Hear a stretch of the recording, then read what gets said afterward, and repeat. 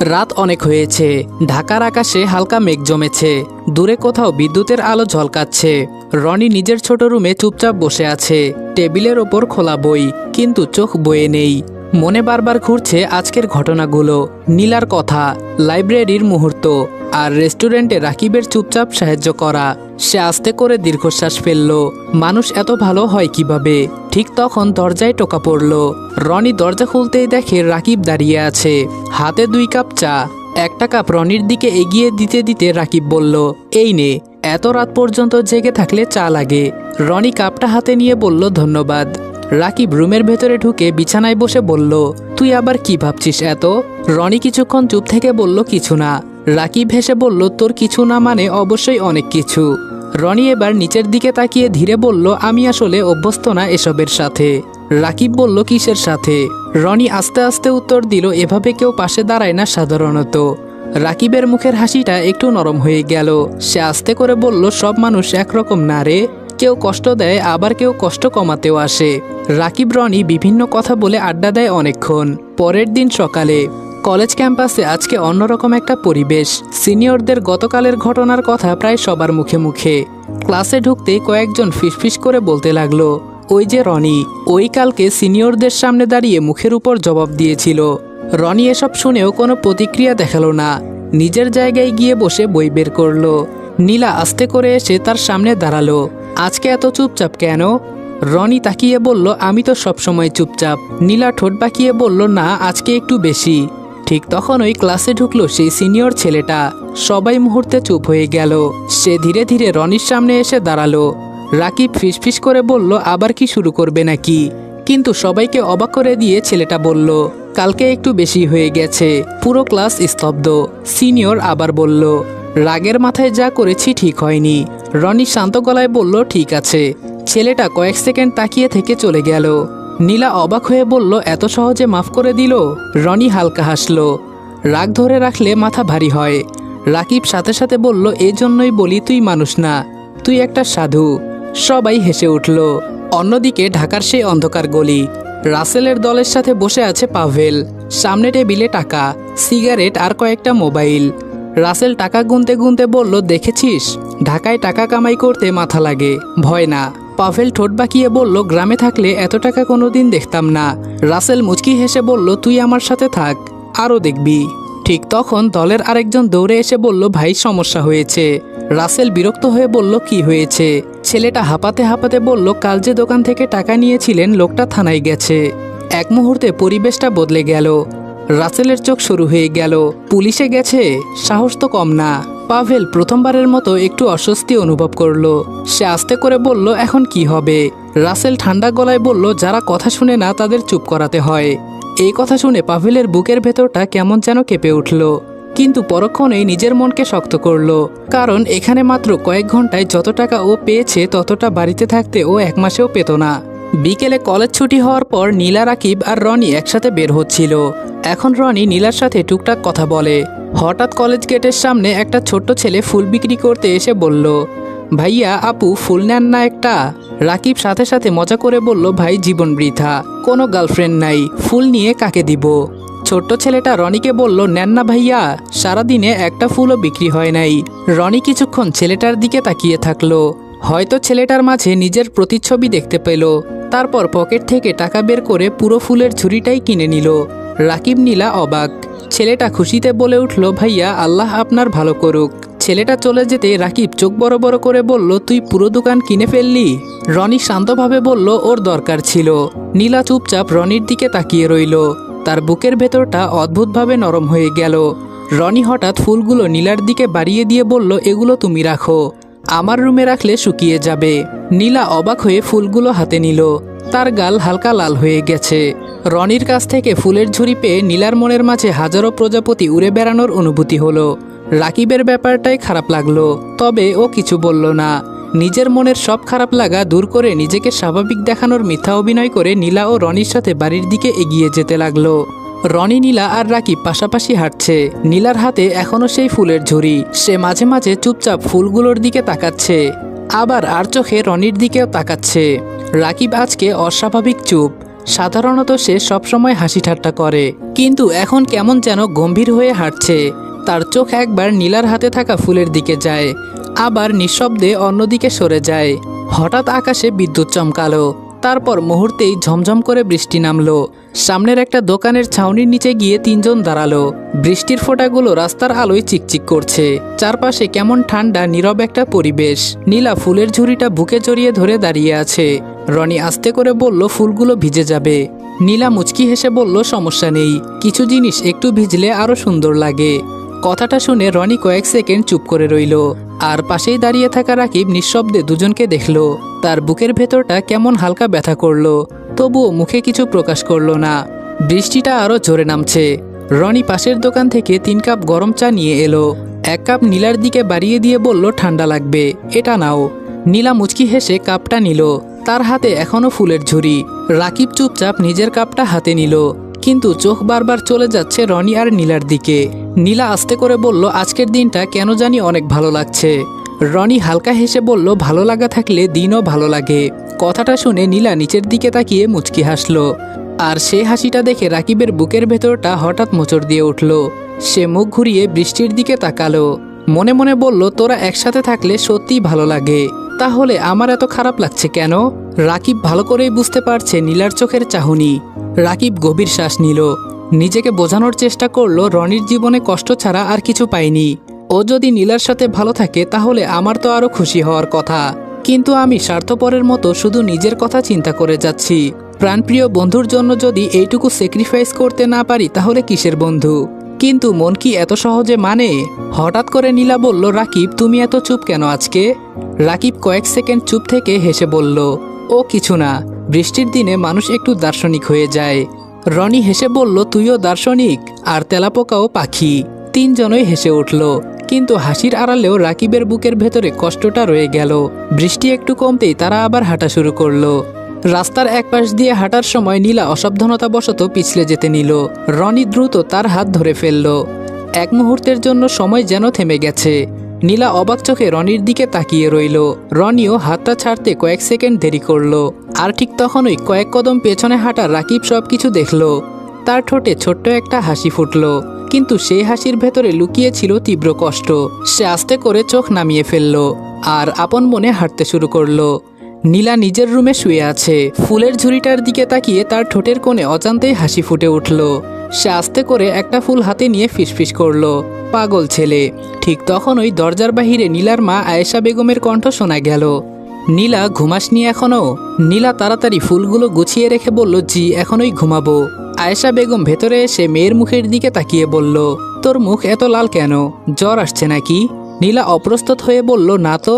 আয়েশা বেগম সন্দেহের চোখে তাকালেও আর কিছু বলল না, কিন্তু বের হওয়ার সময় তার চোখ হঠাৎ টেবিলের ওপর রাখা ফুলগুলোর দিকে গেল। সে থেমে গিয়ে জিজ্ঞেস করলো, এই ফুল কোথা থেকে আসলো নীলা? নীলা কয়েক সেকেন্ড থেমে বলল, একটা ছোট্ট ছেলে বিক্রি করছিল, ওর থেকে কিনে নিয়েছি। আয়েশা বেগম কিছুক্ষণ তাকিয়ে থেকে ধীরে দরজা বন্ধ করে চলে গেল। নীলা স্বস্তির নিঃশ্বাস ফেলল। অন্যদিকে রাকিব নিজের রুমে বিছানায় শুয়ে ছাদের দিকে তাকিয়ে আছে। আজকে তার ঘুম আসছে না। বারবার চোখের সামনে ভেসে উঠছে বিকেলে ঘটে যাওয়া সকল ঘটনা। তার বুকের ভেতরটা হঠাৎ ভারী হয়ে উঠল, কিন্তু কয়েক মুহূর্ত পর সে উঠে বসে নিজেকে শক্ত করলো আর বলল, না, আমি এমন কিছু করব না যাতে ওদের কষ্ট হয়। পরের দিন সকাল, আকাশটা এখনো মেঘলা। রনির চোখের সামনে ভেসে উঠছে বিকেলের সব দৃশ্য। নীলার ঠোঁটের মুচকি হাসি, ফুলগুলোকে বুকের সাথে আগলে রাখা, আর সবশেষে রাকিবের অদ্ভুত চুপচাপ হয়ে যাওয়া। হঠাৎ পেছন থেকে রাকিবের কণ্ঠ ভেসে এলো, এই যে কবি সাহেব, সকাল সকাল আকাশ দেখে কি প্রেমের কবিতা লিখছিস? রনি ঘুরে তাকিয়ে হালকা হেসে বলল, তুই ঘুমাসনি?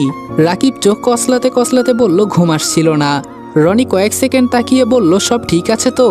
রাকিব মুহূর্তের জন্য থেমে গিয়ে জোর করে হাসলো, আরে হ্যাঁ, আমি আবার কি নিয়ে টেনশনে থাকবো? রনি বলল, রাকিব, মিথ্যা বলার চেষ্টা করিস না। কাল থেকে তোকে অস্বাভাবিক লাগছে। আমি তো তোর বন্ধু, তাই না? কোনো রকম সমস্যা হলে আমাকে বল। রাকিব হেসে জবাব দিল, আরে ধুর, আমার আবার কি হবে? কিছুই হয়নি। রনি কিছুক্ষণ ওর দিকে তাকিয়ে রইল। তার মনে হচ্ছিল রাকিব কিছু একটা লুকাচ্ছে, কিন্তু জোর করলো না। ঠিক তখনই নিচতলা থেকে রাকিবের মায়ের ডাক ভেসে এলো, তোরা এখনো নামিসনি? নাস্তা ঠান্ডা হয়ে যাচ্ছে। রাকিব দ্রুত উঠে দাঁড়িয়ে বলল, চল আগে খেয়ে নেই, পরে তোর দার্শনিক জেরা শুনবো। রনি হালকা হেসে মাথা নেড়ে ওর পেছনে পেছনে নিচে নামলো। ডাইনিং টেবিলে বসে আছে সবাই। রাকিবের মা নাস্তা দিতে দিতে বলল, রনি বাবা, তোর মুখ এত শুকনা লাগছে কেন? ঠিকমতো ঘুমাসনি নাকি? রনি ভদ্রভাবে বলল, জি আন্টি, ঘুম একটু কম হয়েছে। রাকিব সাথে সাথে বলে উঠল, ও রাত জেগে কবিতা লিখে। রনি বিরক্ত হয়ে বলল, চুপ কর তো। সবাই হেসে উঠল, কিন্তু হাসির মাঝেও রাকিবের চোখে একটা চাপা ক্লান্তি স্পষ্ট ছিল। আমেনা বেগম সেটা খেয়াল করলেন। তিনি বললেন, রাকিব, তুই ঠিক আছিস তো? রাকিব চমকে উঠে বলল, ঠিক আছি মা, আমার আবার কি হবে? ওদের খাবার খাওয়ার মধ্যে মাহবুব রহমান এসে খাবার টেবিলে বসতে বসতে বলল, রাকিবের মা, আমি তোমাকে কাল 3 লক্ষ টাকা দিয়েছিলাম রাখার জন্য, ওটা নিয়ে আসো তো। আমেনা বেগম খাবার প্লেট ওনার দিকে এগিয়ে দিয়ে বলল, আচ্ছা, আপনি খাবার খান, আমি নিয়ে আসছি। আমিনা বেগম চলে যেতেই মাহবুব রহমান রনি ও রাকিবের দিকে তাকিয়ে বলল, কি খবর বাবারা, কেমন আছো তোমরা? দুজনেই একসাথে উত্তর দেয়, জি ভালো। মাহবুব রহমান আবার জিজ্ঞেস করে, তোমাদের পড়াশোনার কি খবর? কলেজ লাইফ কেমন চলছে? রনি উত্তর দিল, জি অনেক ভালো। মাহবুব রহমান রাকিবের দিকে তাকিয়ে বলল, কি ব্যাপার রাকিব, তোর কি মন খারাপ? আফরিন বলল, ভাইয়ার কি হয়েছে কে জানে, কালকে থেকে মুখ ফুলিয়ে বসে আছে। রাকিব আফরিনকে কিছু বলতে যাবে তার আগে আমেনা বেগম সেখানে এসে বললেন, আপনি কি কাল সত্যি 3 লক্ষ টাকা দিয়েছিলেন? মাহবুব রহমান বলল, হ্যাঁ 3 লক্ষ টাকাই ছিল। আমি তোমাকে মিথ্যা বলতে যাব কেন? আমেনা বেগম টাকাগুলো মাহবুব রহমানের হাতে দিয়ে বলল, তাহলে এখানে 2.5 লাখ টাকা কেন? আমেনা বেগমের কথা শুনে ডাইনিং টেবিলের পরিবেশ মুহূর্তেই থমথমে হয়ে গেল। মাহবুব রহমান হাতের গ্লাসটা ধীরে টেবিলে রেখে বললেন, কি বললে? 2.5 লাখ? আমেনা বেগম টাকার বান্ডিলগুলো টেবিলের উপর রেখে বললেন, আপনি নিজেই গুনে দেখেন। আমি তো অবাক হয়ে গেছি। মাহবুব রহমান ভ্রুকুচকে এক এক করে টাকা গুনতে লাগলেন। পুরো টেবিল নিস্তব্ধ। কিছুক্ষণ পর তিনি গম্ভীর গলায় বললেন, ঠিকই বলেছ, 50,000 কম। আফরিনের মুখ হঠাৎ ছোট হয়ে গেল। এত টাকা হঠাৎ করে কোথায় যাবে? রাকিব বিরক্ত হয়ে বলল, মা, তুমি অন্য কোথাও রাখনি তো? আমেনা বেগম মাথা নেড়ে বললেন, না, কাল রাতে নিজের হাতে আলমারির লকারে রেখেছি, সকালে বের করতে গিয়ে দেখি কম। রনি চুপচাপ বসে সব শুনছিল। তার চোখে মুখে কোনো প্রতিক্রিয়া নেই, কিন্তু বুকের ভেতরটা ধীরে ধীরে ভারী হয়ে উঠছে। ঠিক তখন রান্নাঘরের দিক থেকে কাজের মহিলা রহিমা খালা এগিয়ে এলো। হাতে তার ভেজা কাপড়, মুখে কৃত্রিম অবাক ভাব নিয়ে বলল, কি হয়েছে আপা, সবাই চুপচাপ কেন? আমেনা বেগম দীর্ঘশ্বাস ফেলে বললেন, টাকা কম পাওয়া যাচ্ছে। রহিমা খালা চোখ বড় করে বলল, হায় আল্লাহ, এ বাসায় আবার চুরি? এত বছর শুনলাম না 1 টাকা চুরি হয়েছে, আজকে হঠাৎ চুরি হবে কেন? কথাটা বলেই সে ধীরে ধীরে সবার মুখের দিকে তাকালো। তারপর খুব সূক্ষ্মভাবে চোখ গিয়ে থামলো রনির ওপর। রনি সেটা খেয়াল করলেও কিছু বলল না। তবে কি আবার তার উপর টাকা চুরির অপবাদ দেওয়া হবে? রহিমা খালা একটু ইতস্ত করে বলল, না মানে আমি তো কিছু জানি না, তবে কাল রাতে একটা জিনিস দেখেছিলাম। মাহবুব রহমান গম্ভীর গলায় বললেন, কি দেখেছ? রহিমা খালা নিচু স্বরে বলল, রাত অনেক হয়েছিল, আমি পানি খেতে উঠেছিলাম, তখন দেখি রনি বাবা উপরে করিডোরে হাঁটাহাঁটি করতেছিল। কথাটা শুনে টেবিলে হঠাৎ নীরবতা নেমে এলো। আমেনা বেগমও একটু থেমে গেলেন। রনি আস্তে করে মুখ তুলে বলল, আমি বারান্দায় দাঁড়িয়েছিলাম কারণ আমার ঘুম আসছিল না। রহিমা খালার সাথে সাথে বলল, আমি তো শুধু যা দেখেছি তাই কইলাম বাবা, এখন আবার টাকাও নাই, তাই একটু সন্দেহ হইতেছে আর কি। রাকিবের চোখ মুখ মুহূর্তেই শক্ত হয়ে গেল। ও বলল, 1 মিনিট। সে ধীরে চেয়ার থেকে উঠে দাঁড়িয়ে বলল, আপনি কি বলতে চাইতেছেন? রনি টাকা নিয়েছে? রহিমা খালা ভান করা ভয় নিয়ে বলল, আরে না বাবা, আমি কি এমন বললাম? আমি শুধু বলেছি এই বাড়িতে আমি এত বছর ধরে কাজ করছি, কোনোদিন টাকা চুরি হতে দেখি নাই। রনি বাবার আসার পর পরই এমনটা হলো। আর আমি তো এটাও শুনেছিলাম ওনার বাবা ওনাকে টাকা চুরির দায়ে বাড়ি থেকে বের করে দিয়েছে। নিজের বাবা তো শুধু সন্দেহের উপর নিজের সন্তানকে বাড়ি থেকে বের করে দিবেন না। রাকিব ঠান্ডা কিন্তু শক্ত গলায় বলল, রনিকে আমি যতদিন ধরে চিনি ও নিজের জিনিস ছাড়া অন্য কারো একটা টাকাও ছুবে না। রনি আস্তে করে বলল, থাক রাকিব, বলতে দে। কিন্তু তার কণ্ঠে চাপা কষ্ট স্পষ্ট ছিল। চোর শব্দটা সরাসরি কেউ বলেনি, তবুও সন্দেহের তীরটা ঠিকই তার দিকে ছুড়ে দেওয়া হয়েছে। রহিমা খালা আবার বলল, তাও একটু খুঁজে দেখলে ক্ষতি কি? আজকাল মানুষ চেনা বড় কঠিন। এইবার রাকিব সত্যি রেগে গেল। সে টেবিলে হাত চাপড়ে বলল, আপনি বারবার একই কথা কেন বলতেছেন? রহিমা খালা কেঁপে উঠল, আমি তো শুধু। রাকিব বলল, শুধু কি? যার কোনো পরিবার নাই, যার নিজের বলার মতো কিছু নাই, তার ওপর দোষ চাপানো সবচেয়ে সহজ, তাই না? কথাটা শুনে রনি অবাক হয়ে রাকিবের দিকে তাকালো। রাকিবের চোখে তখন চাপা রাগ, বন্ধুর জন্য সেই রাগ একদম স্পষ্ট। পরিস্থিতি সামাল দিতে আমিনা বেগম বললেন, আচ্ছা সবাই শান্ত হও, ঝগড়া করে তো টাকা পাওয়া যাবে না।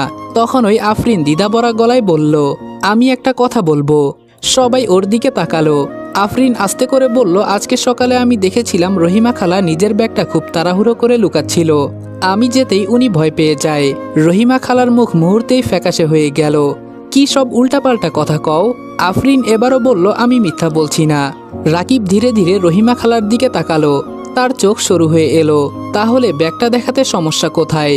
রহিমা খালা এবার সত্যিই ঘাবড়ে গেল। তিনি বললেন, আমার ব্যাগে কিছু নেই। মাহবুব রহমান কঠিন গলায় বললেন, তাহলে নিয়ে আসো ব্যাগটা। রহিমা খালা কিছুক্ষণ স্থির দাঁড়িয়ে রইল। তার কপাল দিয়ে ছোট ছোট ঘামের ফোঁটা গড়িয়ে পড়ছে। সে কিছুটা তোতলাতে লাগলো।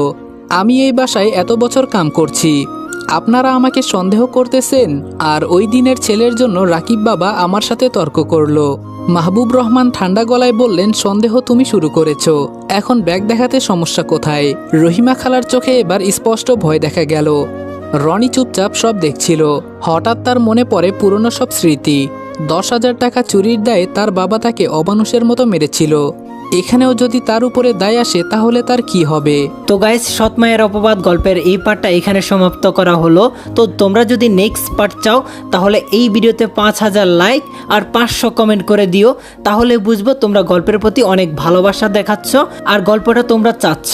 তো তোমরা যদি গল্পটা সত্যি এনজয় করে থাকো, গল্পটা যদি তোমাদের পছন্দের হয়, তাহলে তোমরা মিশনটা কমপ্লিট করে দিও। আর চ্যানেলে যারা নতুন আছো তারা এখনই চ্যানেলটা সাবস্ক্রাইব করে বেল আইকনটি প্রেস করে দিও। আমরা শুধু তোমাদের জন্য এই কষ্টটুকু করি, তো তোমরা আমাদেরকে ভালোবেসে এইটুকু তো করতেই পারো। আর গল্প নিয়ে তোমাদের যা যা মতামত আছে সেটাও কমেন্ট করে জানাতে পারো। গল্পের কোন পার্টটা সবচেয়ে বেশি ভালো লাগছে ওইটাও তোমরা কমেন্ট করতে পারো। তো দেখা হচ্ছে নেক্সট ভিডিওতে। ততক্ষণ পর্যন্ত সবাই ভালো থাকবা, সুস্থ থাকবা। খোদা হাফেজ।